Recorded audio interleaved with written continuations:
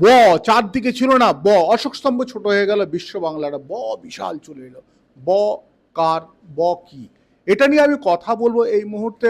সুদীপ্ত বসু বিশিষ্ট সাংবাদিক, মানে তিনি নিখুঁত সব জানেন, এবং একসময় পশ্চিমবঙ্গ সরকার বলে চলে ব্যানার্জিরা তার বিরুদ্ধে কিন্তু নানা মামলা করেছিল। আর তার সঙ্গে একটা কথা বলি, সুদীপ্তবাবু প্রথমে নমস্কার জানাই।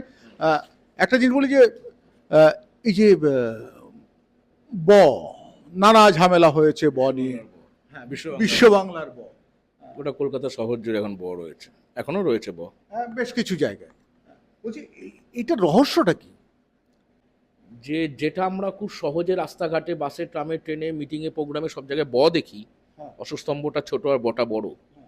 এই বটা ইটসেলফ পশ্চিমবাংলার যে প্রাতিষ্ঠানিক দুর্নীতি আচ্ছা। তার অন্যতম বড় পরিচয়। এই ব হচ্ছে দুর্নীতির ব। দুর্নীতির ব কেন বলছি আমি? এই বটা যেখানে ব্যবহৃত হচ্ছে, সরকারি অনুষ্ঠান, প্রোগ্রাম, কনফারেন্স, কনভোকেশন, যা যা আছে, সেমিনার, মিটিং, প্রোগ্রাম, এমনকি ফিল্ম ফেস্টিভ্যাল, সব জায়গায় যেখানে ব ব্যবহৃত হয়, এই বয়ে থেকে যে বিশ্ববাংলা যে লোগো, সেই লোগো থেকে যে রয়্যালটি আসে, সেই রয়্যালটি যায় একজনের ঘরে। তিনি ব্যানার্জি পরিবারের সদস্য। সেটা কে? অভিষেক ব্যানার্জি। কেন? এই বিশ্ববাংলা এটা একটা ধাঁধার, মানে আমি তাহলে কি বয়ের মালিক অভিষেক ব্যানার্জি? মালিক অভিষেক ব্যানার্জি।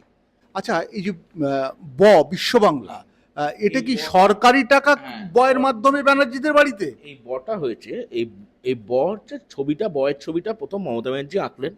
ব দেন এই বয়ের যে এই বটাকে যে আমি এটার জন্য একটা আবেদন করতে হয়, যে মুখ্যমন্ত্রীরা ব দিয়ে শব্দটা মানে ছবিটা আঁকলেন, সেটাকে ট্রেডমার্ক হিসাবে ব্যবহার করার জন্য ট্রেডমার্ক রেজিস্ট্রির কাছে আবেদন জানাতে হয়, পেটেন্ট করতে? পেটেন্ট করতে হয়। ট্রেডমার্ক রেজিস্ট্রির কাছে আবেদন জানালেন কে? তিনি অভিষেক ব্যানার্জি। আচ্ছা। তখন তিনি সাংসদ হননি, 2014 সাল নয়, 2013 সাল। এটা আচ্ছা। 2013 সালের শেষের দিকে, নভেম্বর ডিসেম্বর ওই সময়টা।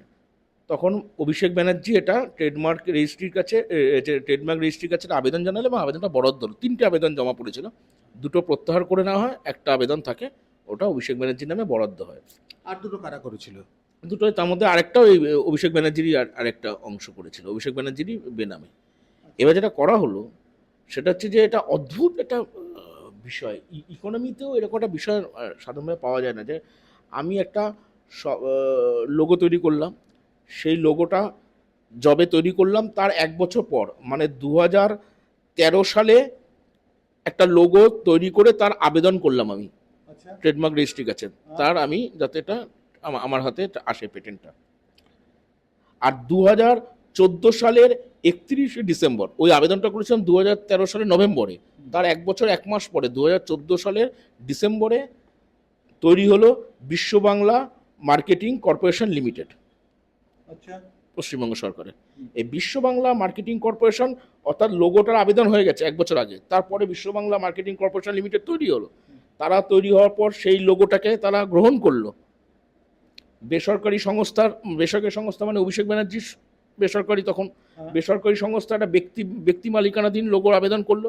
সেই আবেদনটাকে বিশ্ব বাংলা মার্কেটিং কর্পোরেশন লিমিটেড সেই লোগোটাকে ব্যবহার করলো, এবং ব্যবহার করার পর গোটা সেই রয়্যালটি, তার মানে কি দাঁড়াচ্ছে, যে মানে অদ্ভুত। আমি বলছি, আমি ইকোনমিক্স, আমার কাছে ডকুমেন্টগুলি আছে বলে আমি দেখেই বলছি, যে একটা সরকারি সংস্থা বেসরকারিভাবে একটা ব্যক্তির আবেদন করা পাওয়া লোগোকে ব্যবহার করলো, এবং সরকারের বিনিয়োগে বিশ্ব বাংলা ব্র্যান্ডের যা প্রচার, যা প্রমোশন, যা একাধিক অনুষ্ঠানে ট্রেডমার্ক ব্যবহার করা হলো, সেইটা রয়্যালটি যাচ্ছে একজনের কাছে, অভিষেক ব্যানার্জির ঘরে। আচ্ছা, এই যে বিশ্ব বাংলা কর্পোরেশন যেটা বলছেন, এটা কি সরকারি সংস্থা? সরকারি।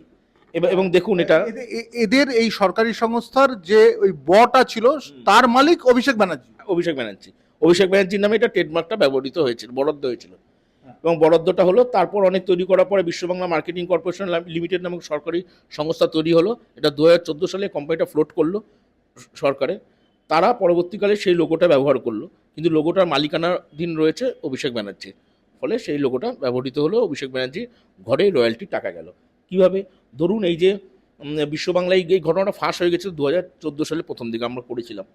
তারপরে রীতিমতো নবান্নে প্রেস কনফারেন্স করলো, নবান্নে প্রেস কনফারেন্স করে বললো যে আমরা যে যে চিঠি দেখিয়ে বলা হয় যে আমরা আবেদনকারী, অর্থাৎ অভিষেক ব্যানার্জির আবেদনটা প্রত্যাহার করে নিচ্ছি। সরকারের দাবি ছিল এই অভিষেক ব্যানার্জির নামে যে লোগোর আবেদন করা হয়েছিল তা 2014 সালে 11ই নভেম্বর প্রত্যাহার হয়ে যায়, অর্থাৎ আর কোনো বিতর্কের জায়গা থাকলো না, এটা ক্লোজ চ্যাপ্টার বলেছিল। কিন্তু আদৌ কি ক্লোজ চ্যাপ্টার? আরও মজার ঘটনা আছে, শুনলে অবাক হবেন যে রাজ্য সরকার তার ডকুমেন্টে অভিষেক ব্যানার্জিকে প্রতারক, অভিষেক ব্যানার্জিকে অসৎ প্রতারক ব্যবসায়ী হিসেবে উল্লেখ করেছিল। মানে ওয়েস্ট বেঙ্গল গভর্নমেন্ট, মানে কোন সালে এটা? মজার ঘটনা হচ্ছে এইটা 2014 সালে যখন এটা হয়ে যায়, তারপর দেখা যায় যে লোগোর মালিকানা, সরকার দাবি করেছে লোগোর মালিকানা তাদের কাছে গত 8ই সেপ্টেম্বর, মানে 2014 সময় রেজিস্ট্রি দপ্তরে রাজ্য সরকার সংশ্লিষ্ট দপ্তর অভিষেক ব্যানার্জির নামে রেজিস্ট্রেশনটা বাতিলের দাবি জানিয়েছে।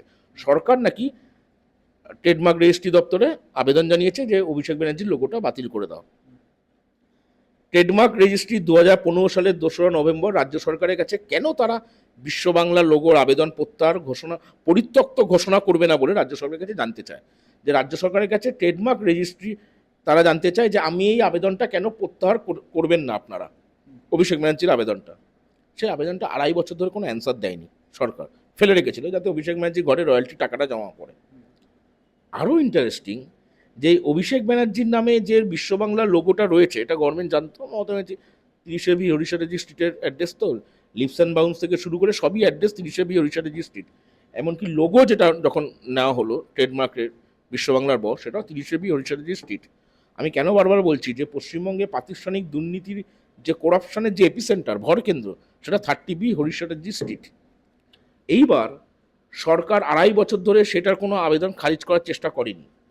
শুধু তাই নয়, যখন শেষমেশ যখন বারবার আবেদন করার পরে তখন অভিষেক ব্যানার্জিকেই কাঠগড়ায় তুলে তার বিরুদ্ধে রেজিস্ট্রেশন বাতিলের দাবি জানানো হয়েছিল, লোক দেখানোর আইওয়াস যে অভিষেক ব্যানার্জিরা যারা এই আবেদনটা করেছে এই কোম্পানিটা অসৎ এবং প্রতারণার সঙ্গে যুক্ত, এদের রেজিস্ট্রেশন খারিজ করে দেওয়া হোক। রাজ্য সরকার দাবি, সেই ডকুমেন্ট আমাদের কাছে আছে, সেই ডকুমেন্ট নিয়ে আমরা কাগজে লিখেছিলাম। কিন্তু বিশ্ব বাংলা লোগোর যে অভিষেক ব্যানার্জির যে আবেদনকে গ্রহণ করে ট্রেডমার্কস জার্নাল একটা বেরোয়, ট্রেডমার্কসের জার্নাল বেরোয়, সে জার্নালের সংখ্যা নাম্বার হচ্ছে 1796 ট্রেডমার্কস জার্নাল। সেই ট্রেডমার্কস জার্নাল বলছে ট্রেডমার্কস অ্যাক্টের 41 নম্বর ধারায় বিশ্ব বাংলা লোগোটি কালীঘাটের ঠিকানায় অভিষেক ব্যানার্জির নামেই রয়েছে। সরকার ওটা যেটা মুখোশ, ওই সময় 2014 এই সময়টা, ফলে অভিষেক ব্যানার্জির মালিকানাধীন লোগোটিকে কোনো কনফারেন্স, বই, চলচ্চিত্র প্রদর্শনী, film production, movie studio, live performance সমস্ত কিছুতে ট্রেডমার্ক হিসেবে ব্যবহার করা হয়। অর্থাৎ বিশ্ব বাংলা মার্কেটিং কর্পোরেশন লিমিটেড নামের যে সংস্থাটা অভিষেক ব্যানার্জির এই বিশ্ব বাংলা লোগোকে অনুষ্ঠানে ব্যবহার করা হয়েছে, তার প্রতিটি ব্যবহারের জন্য আইনত অভিষেক ব্যানার্জি রয়্যালটি পেতে পারে। সরকার ও আবেদন করলো, মানে আমি বলছি যে সাধারণ মুখ্যমন্ত্রী একটা ছবি আঁকলেন, সেই ছবি আঁকাটা আমি মুখ্যমন্ত্রীর ভাইপো, আমি সেই ছবি আঁকাটা আমি ট্রেডমার্ক রেজিস্ট্রির কাছে আবেদন করে সেটার আমি সত্যটা নেওয়ার জন্য আবেদন করলাম। তার 1 বছর পর একটা কোম্পানি ফ্লোট হলো, বিশ্ব Bangla marketing limited corporation limited.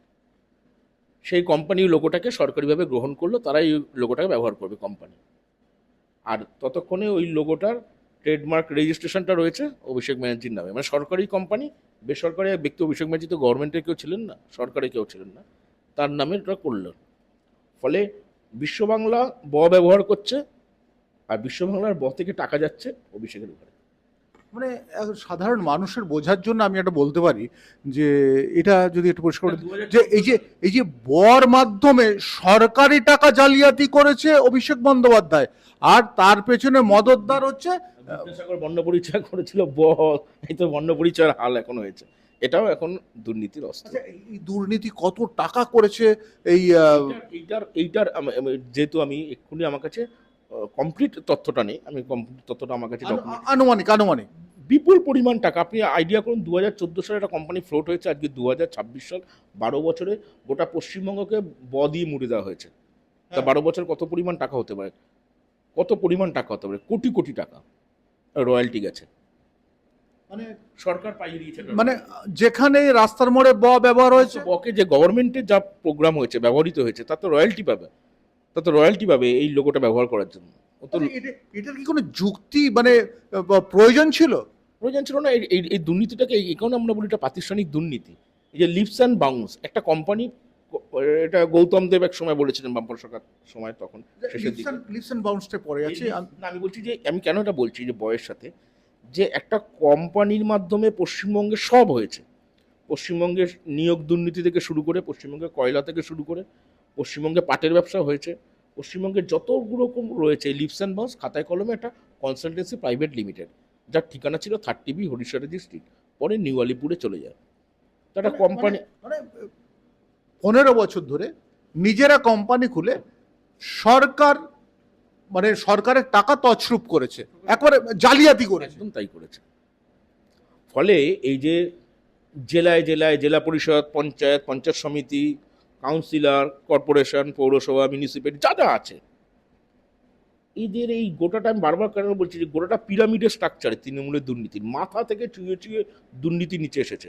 আপনি একটা কাউন্সিলরকে ধরবেন, কাউন্সিলররা বাড়ি গাড়ি করেছে, কাউন্সিলরকে ধরবেন, তার আগে তো ধরতে হবে যে কোথা থেকে এসেছে, এই মডেলটা শিখেছে কোথা থেকে। এই মডেলটা এসেছে উপর থেকে, মডেলটা এসেছে 30B হরিশ্বর ডিস্ট্রিক্ট থেকে। জমি জমা বাড়ি সরকারি লোগো সেটা পর্যন্ত ছাড় পায়নি, সেই লোগো থেকে রয়্যালটি পায়। ব দিয়ে সাধারণ মানুষকে বোকা বানিয়ে সরকারি টাকা জালিয়াতি করেছে। এটা কিন্তু অভিযোগ হিসাবে আমরা নিজেরা বলছি না, এটা কিন্তু খাতা কলমের হিসাবে বলা হচ্ছে যে সাধারণ মানুষের থেকে কিন্তু ভুল বুঝিয়ে এইভাবে সরকারের টাকা নিজেদের কোম্পানিতে জালিয়াতি করেছে, শয়ে শয়ে কোটি টাকা, হাজার হাজার কোটি টাকা। তবে এই ধরনের আরও তথ্য নিয়ে আসবো। ভালো থাকবেন সবাই, আমি শঙ্কর রয়েছি আপনাদের সঙ্গে।